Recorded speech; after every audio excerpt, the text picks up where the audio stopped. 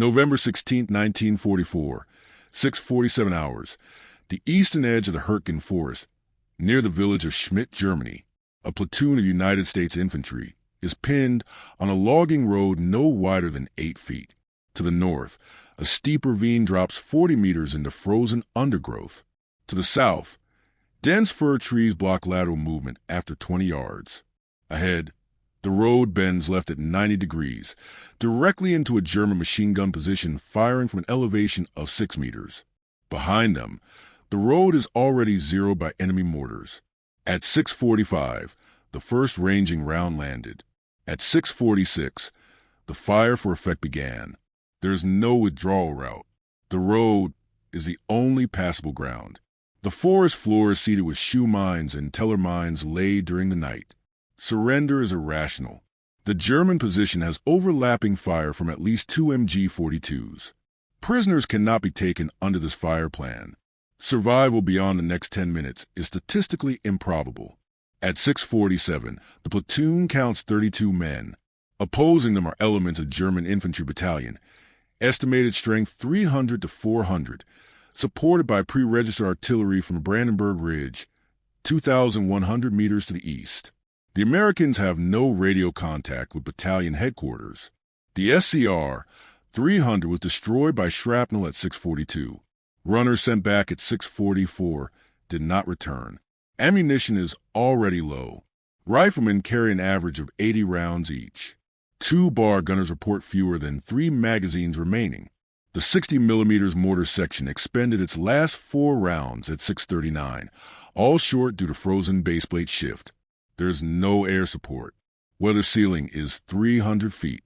Temperature is -2 degrees Celsius. Snow from a night before dampens the road, turning blood dark and quickly indistinguishable from mud. At 6:48, German artillery shifts. The impacts move 20 yards closer. Tree bursts begin at a height of 12 to 15 meters. Splinters descend vertically. Helmets ring like struck bells. Men press their faces into the dirt. One man vomits. Another cannot stop laughing. No one stands. The platoon leader signals a head count by touch. Fingers tap shoulders. 31. One man is missing. Last seen at the bend in the road at 6:43, attempting to recover a wounded radio operator. No one looks for him now. The fire pattern indicates the German observer has visual confirmation of the road. At 6:49, a German loudspeaker activates somewhere beyond the bend. The words are in English, accented, deliberate. Americans on the road. You are surrounded. Throw your weapons forward. The voice repeats once. It does not repeat again. At 6:50, the right flank collapses under machine gun fire that sweeps the road at knee height. A bar jams after firing 14 rounds. The assistant gunner tries to clear it. He is hit twice in the left thigh and once in the abdomen. He does not scream. He rolls onto his back and bleeds quietly into the snow. Retreat remains impossible. The ravine to the north is impassable under fire. The minefield to the south is unmarked. Forward movement means crossing 22 meters of open ground into converging fire. Standing still means artillery calibration will complete in less than 3 minutes. By 6:53, the fire mission will be exact. The men understand this without discussion. No orders are shouted. Voices carry in the cold air. The situation has resolved itself into a closed set of options, all terminal. At 6:51, watches are checked. One man begins tearing open bandages he does not need, wrapping his hands until they are white. Another removes his helmet and places it carefully beside him, as if preparing for inspection. At 6:52, the German guns pause for 12 seconds. It is the last adjustment. 14 years earlier. Spring 1930. Dayton, Ohio. The man who will later lie on a frozen logging road outside Schmidt is one of 5 children in a rented frame house 2 blocks from the Great Miami River. His father works maintenance at a Delco plant. His mother takes an ironing from neighbors. The house smells of starch and coal dust. The radio is kept low. Money is counted weekly, not discussed. His name is Staff Sergeant Robert L. Haynes. Born February 12, 1912. Height 5 feet 8 inches. Weight at enlistment, 154 pounds. He finishes high school in 1930, not because of aptitude, but because he is not needed immediately at home. He takes a job as a shipping clerk for a farm equipment distributor on 3rd Street. The work is repetitive. Crates arrive. Crates leave. Numbers are written down and checked twice. In 1936, he marries a woman from Xenia. They rent 2 rooms above a hardware store. There are no children by 1941. There is no plan beyond staying employed. Evenings are spent repairing household items rather than buying replacements. On Sundays, he reads the newspaper from back to front, lingering on the local pages. He has no interest in military matters. No firearms in the house. He hunts once, at the insistence of a co-worker, and dislikes it. The sound is unpleasant. The waiting is worse. On December 8, 1941, the newspaper headline is larger than usual. He reads it standing up. The shop closes early. Men talk in clusters, repeating information without adding to it. He does not volunteer that day, or the next week. He continues working until March 1942, when his draft notice arrives by mail. The envelope is thin. The instructions are clear. At Fort Hays, Columbus, he is processed with hundreds of others. Names are mispronounced. Medical exams are brief. He is classified as infantry without comment. He does not object. There is nothing to object with. He writes 1 letter before shipping out for basic training. It is 3 paragraphs long. It contains no opinion. He states only location, date, and that his pay has started. He asks that his work boots be kept, not sold. There is no sense of departure. No ceremony. He boarded the train with a duffel bag, an issue coat that does not fit properly at the shoulders. The train smells of wool and disinfectant. Someone sings once and is told to stop. By the time the train reaches South Carolina, he is already interchangeable with the men around him. Names are still unknown. Faces blur. The civilian world contracts quickly, replaced by schedules, cues, and shouted instructions.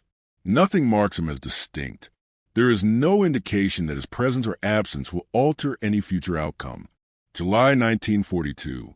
Camp Blanding, Florida. He is assigned to Company E, 112th Infantry Regiment, 28th Infantry Division. The division patch is a red keystone. Most men do not know what it represents. Training is conducted in heat exceeding 35 degrees Celsius. Marches are 12 to 18 miles. Rifles are carried everywhere, even to meals. Complaints are corrected quickly. By October, he is promoted to corporal, not for initiative, but because he keeps equipment lists accurately and does not misplace men. He learns distances by pacing. He learns to estimate time without a watch. He learns that silence draws less attention than speech. In August 1943, the division ships to England. They arrive at Cardiff, then move by rail to camps in southern England. The countryside is orderly. The civilians are reserved. Training intensifies. Live-fire exercises are frequent. Night movements become routine. He is promoted again to sergeant after the platoon leader notes that his section arrives on time even when orders are unclear. On July 22, 1944, the regiment lands in Normandy near St. Lo, 3 weeks after D-Day. The hedgerows are higher than expected. Visibility is often less than 20 yards. German positions are layered and concealed. Casualties begin immediately. The first man from his platoon is killed by a rifle shot through the throat while attempting to peer over a bank. The body is not recovered until nightfall. On July 28th, during the breakout operation near Percy, his platoon advances through a sunken lane under intermittent artillery fire. At 14:10, a German soldier emerges from a dugout behind their line, disoriented, hands raised. The man is no more than 20 years old. He speaks rapidly. No one understands him. The platoon halts. Someone shouts for instructions. Before any decision is made, a German mortar round lands 30 yards away. The concussion knocks several men down. When the smoke clears, the German soldier is gone. 10 minutes later, a machine gun opens fire from the rear, killing 1 man and wounding 2. The position is later found abandoned, but the damage is done. That night, Sergeant Haynes writes nothing. He cleans his rifle 3 times. He begins insisting on rear security, even when told it is unnecessary. He stops assuming confusion is harmless. In September 1944, during operations near the Siegfried Line, his platoon is ordered to hold a crossroads outside Lammersdorf. At 3:20, German infantry probe the position. Flares illuminate the road. Visibility is clear. At 3:27, a figure approaches, limping, unarmed. He is shot by a nervous private before reaching 20 yards. The body is later identified as a Belgian civilian. The private is shaken. He apologizes repeatedly. No charges are filed. The incident is reported and closed. Haynes notes only the time and location in his notebook. Afterward, he stops intervening verbally during moments of hesitation. He understands that delay carries its own consequences. By October, he is a staff sergeant. Acting platoon sergeant after the previous one is evacuated with trench foot and exhaustion. Replacement platoon leaders come and go. He remains.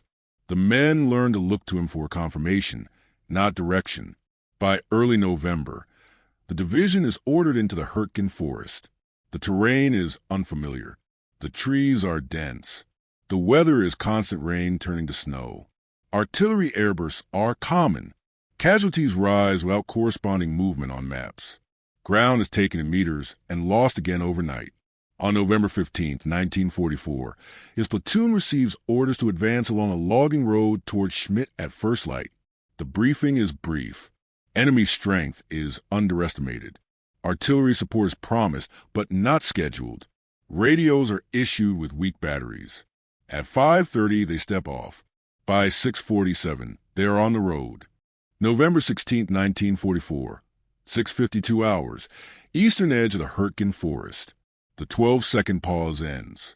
German artillery resumes with corrected fire. Tree bursts detonate at consistent height, 15 meters. Fragments fall vertically. One man takes a splinter through the helmet liner and collapses without sound. Another crawls 3 yards forward without being told, then stops, unable to decide whether forward is closer than staying still. Staff Sergeant Robert L. Haynes is prone near the center of the road. His left hand rests on the shoulder of a rifleman who has stopped responding to verbal cues. He does not shake him. He checks his watch. The second hand is steady. There is no platoon leader. The lieutenant was hit at 6:44 by a fragment to the neck and evacuated backward before the road closed. Command authority is implicit now, not assigned. No one says it aloud. At 6:53, mortar fire shifts again, closer. The correction indicates an observer with line of sight. The bend in the road is the focal point. German machine gun fire remains disciplined, fired in bursts of 5 to 7 seconds, then adjusted. Ammunition conservation is evident. A runner from the left flank attempts to move back toward Haynes. He crawls 3 yards, then freezes. His right leg is missing below the knee. The wound is clean. He does not scream. He grips the road surface until his knuckles split. No one moves to him. Movement draws fire. Haynes inventories without writing. 31 men at last count. Now 28 visible, 3 unaccounted for. Of the visible men, 8 are wounded for severely. Effective rifles, 19. 1 bar operational. Grenades, unknown, estimated fewer than 20 total. No smoke. At 6:54, the German loudspeaker activates again. Same voice, same words. No change in tone. No promises added. No deadline is given. Haynes does not respond. He watches the men instead. One is pressing his face into the dirt repeatedly. Another is attempting to reload a magazine he has already filled. The bar gunner's hands are shaking too badly to seat the magazine on the first attempt. Fatigue is visible. So is narrowing focus. At 6:55, a private near the rear begins crawling backward toward the ravine, inch by inch. A single rifle shot cracks. The private stops moving. The bullet entered at the base of the skull. The shot came from the bend, not the ravine. The German rifleman had been waiting for movement. That ends any remaining illusion of withdrawal. Haynes moves for the first time since 6:49. He does not stand. He crawls forward, keeping his profile low, moving from body to body. He taps shoulders twice, a prearranged signal from earlier training. Eyes meet us briefly, then look away. No one asks questions. At 6:56, he reaches the bar team. The assistant gunner is dead. The gunner looks at Haynes without expression. Haynes removes 2 magazines from the dead man's vest and hands them forward. The exchange takes 4 seconds. No words. He crawls back to the center of the road. He checks his watch again. The fire pattern suggests full artillery concentration within 1 minute. The Germans are waiting for surrender or complete neutralization before advancing. They have time. Haynes makes a decision at 6:57. It is not announced. It is inferred. He signals 3 men closest to him. A shorthand motion. Forward. When they hesitate, he repeats it once. He does not explain. Explanation would take time. The plan is simple. It is not hopeful. A direct rush into Bend will draw machine gun fire upward. It may disrupt the observer's view. It may allow the remainder to scatter into the trees on the south side, mines or not. It may shorten exposure to artillery. It will certainly result in casualties. At 6:58, Haynes pulls 2 fragmentation grenades from his vest. He hands one to each of the men nearest him. One man fumbles it. Haynes closes the safety lever himself. The artillery pauses again. 10 seconds this time. Final correction. At 6:59, Haynes rises to a crouch and moves forward. He does not shout. The bar opens fire, sustained, drawing immediate response. German machine guns elevate. Tracers lift into the tree line. Haynes runs 20 yards before the first impact. He throws the first grenade at the bend. It detonates short. He throws the second without pausing. He does not look to see the effect. Behind him, some men move. Others do not. The road fills with smoke and fragments. At 7 o'clock, German artillery resumes, now exactly on the road. What happens next is not coordinated. It is sequential. Men react individually, following or freezing based on seconds-old information. Control is lost immediately. The outcome is determined by who moves before the next impact. Haynes reaches the bend at 7:01. He fires his rifle twice at a muzzle flash he can see but not identify. A machine gun fires point-blank. He is hit in the left shoulder and spun sideways. He falls against the embankment. He remains conscious for approximately 30 seconds. Long enough to see 2 men cross the road into the trees. Long enough to see one step on a mine. The explosion is small but final. At 7:02, the German infantry begins to advance cautiously, using the lull between artillery bursts. The road is no longer occupied. November 16, 1944, 7:30 hours. Logging road east of Schmidt. The firing ends unevenly. German artillery lifts first at 7:11, after confirmation that no organized resistance remains on the road. Machine gun fire continues sporadically for another 6 minutes, directed into the southern tree line where movement was last observed.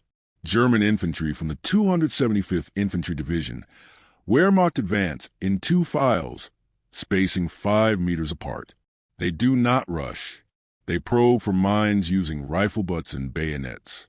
At 7:18, one German soldier triggers a shoe mine and loses part of his right foot. The advance pauses for 4 minutes, then resumes with wider intervals. The road is assessed at 7:26. Of the original 32 American soldiers, 12 are found dead on the road or within 5 meters of it. 5 are wounded but alive, 2 of them unconscious. The remainder are scattered in the forest to the south, some as far as 70 yards from the road. 3 men are unaccounted for and later presumed killed by artillery or mines. Staff Sergeant Robert L. Haynes is found to bend in the road, partially shielded by the embankment. He is face down. His rifle is empty. 8 rounds have been fired since his last reload. His left shoulder wound is immediately fatal due to arterial damage. Time of death is estimated at approximately 7:03. He is not searched until 7:41. German records later indicate expenditure of approximately 1,200 rounds of 7.92 by 57 millimeters machine gun ammunition during engagement and 24 rounds of 81 millimeters mortar ammunition. American ammunition expenditure is estimated at fewer than 900 rifle and automatic rounds combined, based on recovered magazines and weapons. The terrain is held by German forces until the afternoon of November 17th. The logging road is deemed unusable due to crater damage and fallen trees. No American attempt is made to retake it that day. The battalion alters its axis of advance 2 kilometers south. The tactical result is neutral. No breakthrough is achieved. No German positions are permanently disrupted. The American platoon ceases to exist as a functional unit.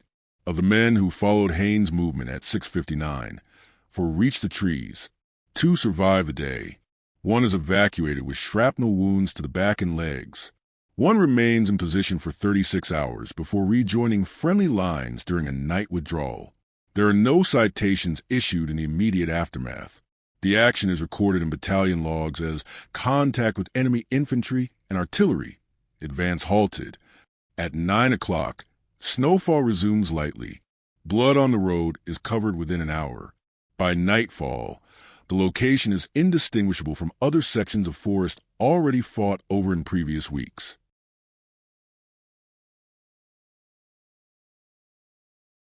January 1945. The remnants of Company E are reorganized twice before the end of the war. Replacement drafts arrive from depots in France.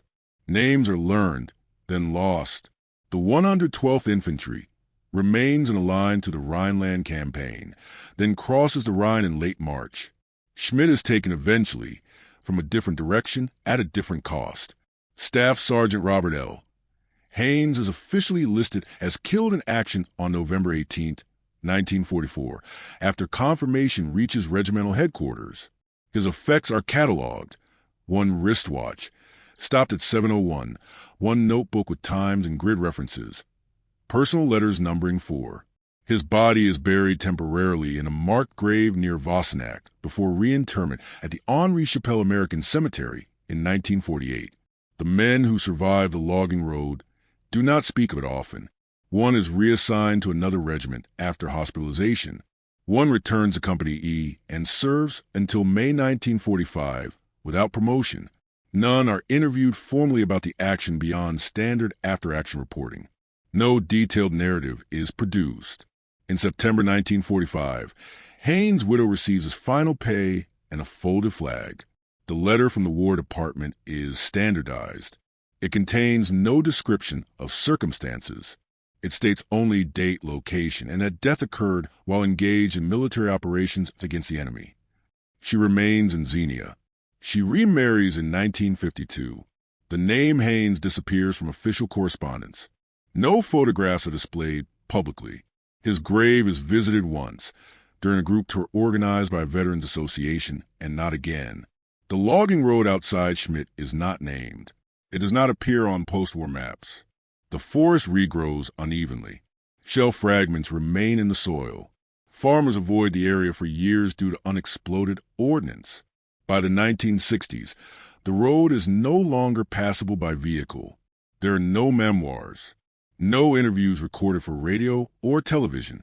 His service record is stored and archived, then digitized decades later. It is accessed rarely, usually for verification, not remembrance. To be continued. Part 7, Final Reflection. The engagement on the logging road east of Schmidt lasted approximately 13 minutes from first artillery correction to German infantry advance. It altered no strategic plan. It changed no operational timetable. It removed 1 platoon from the order of battle and forced a minor adjustment in axis of advance. The decisions made there were shaped by incomplete information, physical exhaustion, and prior experience under fire. They were not unique. Similar decisions occurred repeatedly in the Hürtgen Forest, often without record beyond casualty figures and grid references. What remains is not a lesson, but a fact. In conditions of limited time and narrowing options, actions tend to converge toward inevitability. Individual judgment determines sequence, not outcome. The forest absorbed the event and continued unchanged. The engagement on the logging road east of Schmidt lasted approximately 13 minutes, from first artillery correction to German infantry advance. It altered no strategic plan. It changed no operational timetable. It removed one platoon from the order of battle and forced a minor adjustment in axis of advance. The decisions made were shaped by incomplete information, physical exhaustion, and prior experience under fire. They were not unique. Similar decisions occurred repeatedly in the Hürtgen Forest, often without record beyond casualty figures and grid references. What remains is not a lesson, but a fact. In conditions of limited time and narrowing options, actions tend to converge toward inevitability. Individual judgment determines sequence, not outcome. The forest absorbed the event and continued unchanged.